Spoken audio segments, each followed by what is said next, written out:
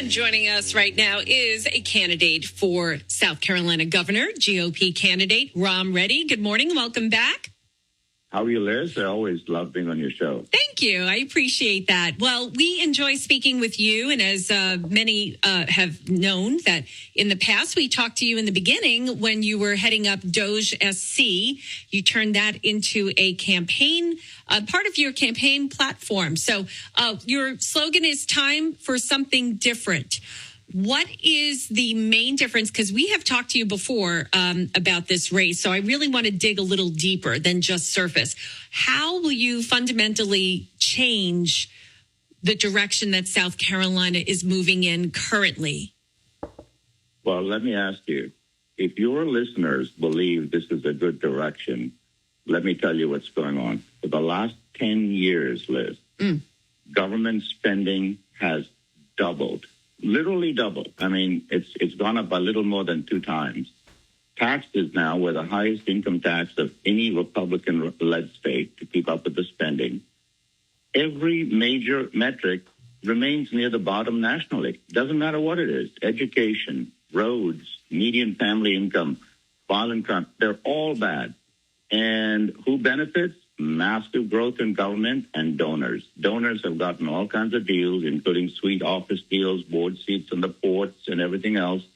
And the growth in government, if your listeners knew, they would be stunned. I mean, administrative groups like the Department of Education has gone up from $2.5 billion to $4.5 billion, while education will remain 43 out of 50. Social services, $120 million to $333 million. Commerce, from $27 million to $370 million.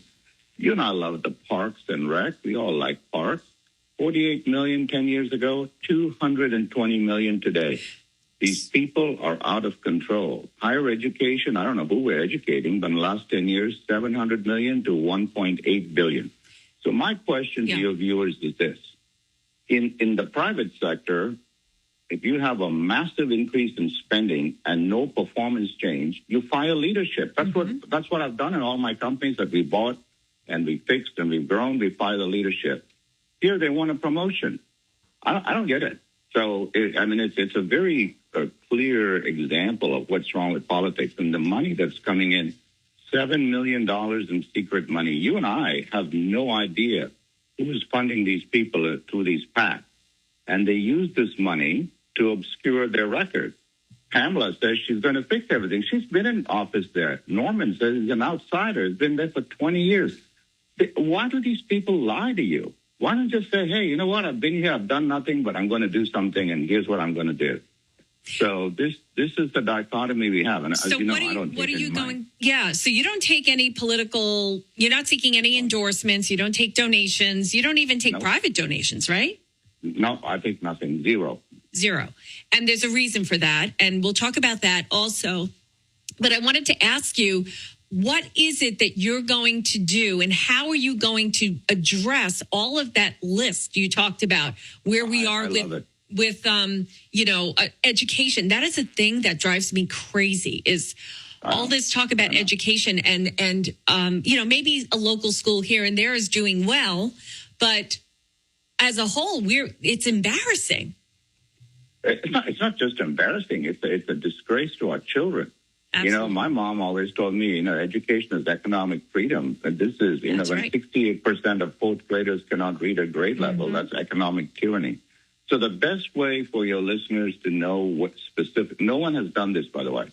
So if they go to readyforgovernor.com, under the policy tab, I have a 12-page newspaper, literally a newspaper, that we've mailed to a lot of people. But if you did not get it in the mail, there's a 12-page newspaper that you can download that tells you not only what we're going to do, but how we're going to do it.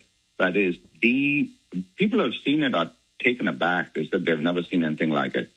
So the bottom line is money and power has shifted from the citizen to the government. Everything we do, there's 4 principles and 8 specific things I lay out in that newspaper.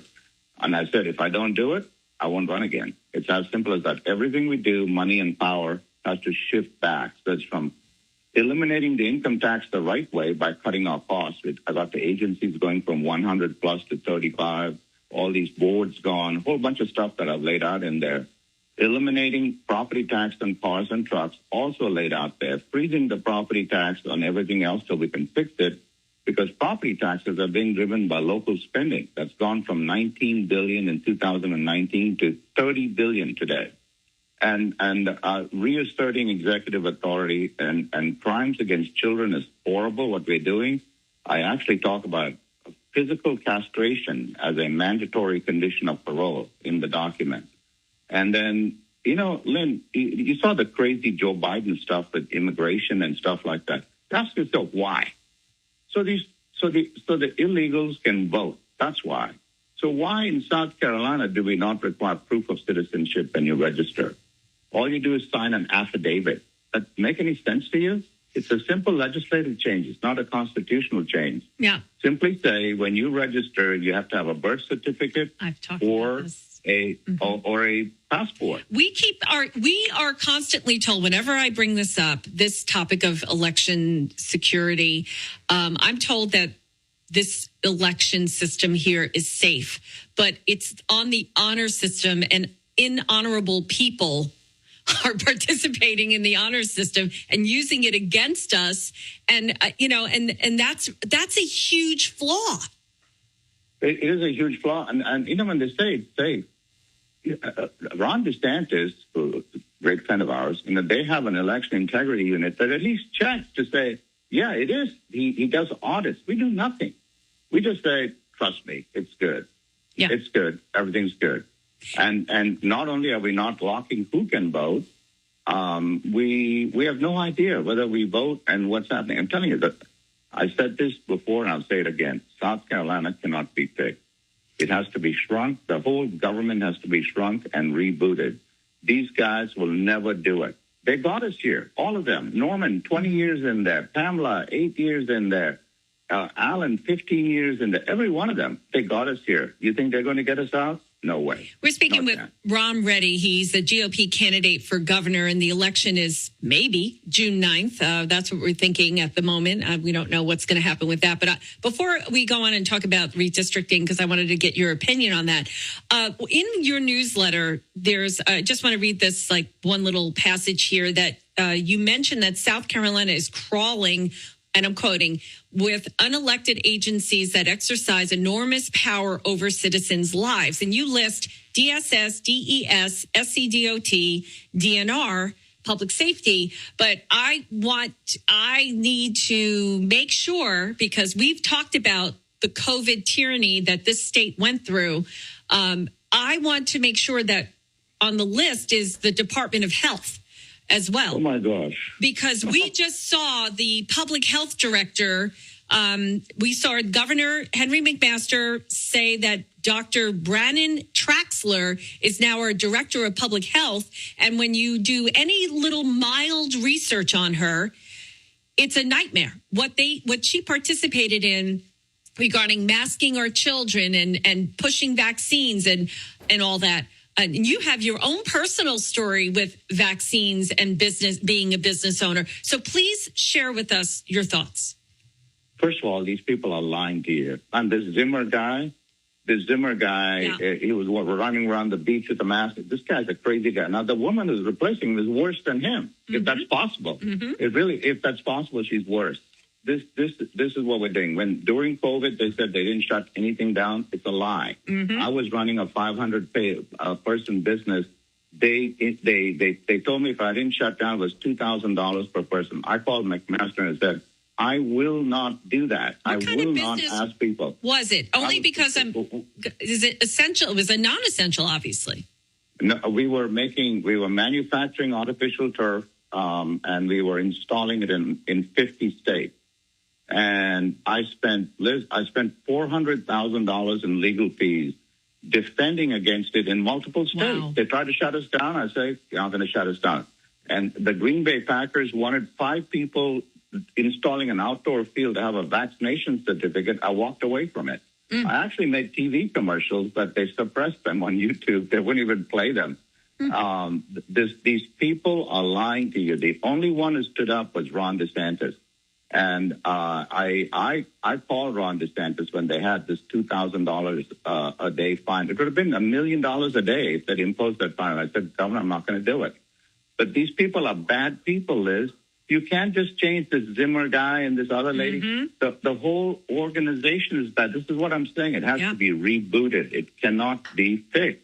And if your listeners have a heck of a choice this year, they have to say, aren't we tired of this? How long are we going to put up with this? Nothing has changed in their lives. Nothing. No one can name anything. While the spending has doubled, all these crooks are in office. They take all this money. They take care of their donors. This is one chance to throw a grenade in the swamp and see what crawls out. I don't think there's ever been in the history of South Carolina, a situation in a statewide gubernatorial race where someone is running with no money, not obligated to anyone, no donors, no special interest, no nothing. So if the citizens don't rise, and rising up means not going to vote, because that's rigged too, as you said. We have to overwhelm the vote. Mm-hmm. So when you go to vote, you got to take 5 people with you. And we've been through this before, by doing that. So I have a question for you, because you refer to Governor Ron DeSantis, and we've all admired what he and his Surgeon General and his team has been able to do with Florida. It is amazing. But people in government here say, well, we don't have a strong enough government model for governor. And then Nick and I say, well, what about all those executive orders? And they were able to do all this stuff all of a sudden. They always say, we can't fix this, we can't fix that. We have all these obstacles, this whole thing with redistricting. We're always given an excuse as to why the governor can't do all the things that Ron DeSantis can do to make his state better. And yet we were under siege during COVID. No problem. No, it's a lie. That's also a lie, because just think of the Constitution. People have forgotten. They don't take civics classes, so they don't know any of this. But the Constitution is set up for 3 co-equal branches. So each branch can hold the other in check, and we have a free people. That's how we built the greatest country in the world. So in the South Carolina Constitution, under Article 4, the governor is the supreme executive authority in the state. He has things like line item veto power that even the president doesn't have, but he doesn't use it. He says he can't uphold a veto that requires 1/3 of the House or 1/3 of the Senate in a supermajority state. This is not a system problem. This is a leadership problem. Mm-hmm. This, I have 4 letters for this thing. It's called lazy, Lazy. Mm-hmm. These people are lazy, so they take the lazy way out of everything. They don't want to govern. They like the pomp and pageantry of being governor, or they're running for president or doing something else, or they're doing things for their donors. Their donors got amazing deals in the last 10 amazing deals. Yeah. So the system is broken. And if we're going to fix the system, and we have the opportunity to fix the system, not listen to all these politics. Norman says term limits. How's he going to get term limits? 2/3 of the House, 2/3 of the Senate would have to vote themselves out of a job. And what is he going to go say? Please vote yourself out. I've been in office for 21 years here. I want to run another 8. There's no moral clarity there. Ram, I don't want to run out of time, but you talk about rebooting. And what do you have in your arsenal to do this? So, we have a lot in our arsenal. First of all, we're going to do what President Trump is doing, reasserting executive authority. So we're going to go to these boards and commissions that are all over the executive branch and say, you're fired. And they're going to say, you can't fire us. I just did. Take us to court. I think we need to reassert our authority in court, and we're going to have a great set of constitutional lawyers. By the way, they're going to have to be from out of state, because the in-state lawyers are also a cabal. Yeah. I'm sorry to say, right, but it's true. And it's going to be fun. We're going to literally go back 250 years to what our fathers gave us. Our rights come from God, not from government. Mm-hmm. Government's job is to protect those rights, not take that power and use it against us. I will just say one thing. They said the last sentence of the Declaration said, with the firm reliance on the protection of divine providence, we mutually pledge to each other our lives, our fortunes, and our sacred honor in the defense of these principles. So what's happened to us? We have to have the courage to do that, Liz. Okay, Ram, in the time we have remaining, and we're speaking with Ram Reddy, Reddy. You can go to readyforgovernor.com. And if you click on policy, you can also, policy tab, you can find this newsletter. I wanted to do a rapid fire with you just in these final minutes here, just to get your opinion on certain things. Is that okay? Sure. Okay. Data centers, what is your take on that? 100% against it. It's another hoax that they're putting on us. And again, it's in that newsletter as to, there's a long article I've written as to why I'm 100% opposed. Any local people, where they come to you, say no. Income taxes. We're over collecting. All income taxes need to be eliminated. We do not need these income taxes. They're taking it and growing government. It needs to be gone, and it has to be gone the right way, which is you've got to cut costs, not say, how do I replace it with some other tax? And I have a plan to do that, starting with these agencies that go from 100 plus to 35, the boards, these commissions. They have a board of higher education that they $100 million a year. What's wrong with these people? What do you think is going to happen with the redistricting fight here and the possible move of the primary? The primary is not going to be moved for statewide elections other than possibly for Congress. I think if they do it, they're going to have two elections. Honestly, I don't think they're going to do it. So partisanship, redistricting and partisanship is allowed. It's constitutional, and I have no issues with it. If we can do it, we can do it. We should do it. However, remember, we're asking the arsonists to put out the fire. These are the people who created it. In 2020, when Joe Cunningham won as a Democrat in District 1, they took parts of downtown Charleston and parts of West Ashley and put it in District 6. They did it the same for Joe Wilson when he was close. They took parts of Columbia and put it in District 6. So now we're telling the arsonists, go in there and put out the fire. Mm-hmm. These people are incompetent, Liz. I'll tell you what they'll do. They're going to screw this up, and they're going to get all these districts messed up. They're incapable of doing anything right, I'm sorry to say. So I'm very supportive of redistricting. I'm worried about these same guys who created this problem uncreating it. Property taxes. Oh, property tax out of control. As you know, property taxes are all go to local government and local municipalities, not to the state. They've gone, their local spending has gone from $19 billion to $30 billion in the last 6 years. Why? Because the state government has taken their hands off the wheel of local government. They think they're sovereign, and they're not sovereign. Local government was created by the state. We have a forensics audit that's simply going to go in there and say, where's the cash coming from and where is it going to? Administrators now exceed teachers in the school districts. It's crazy.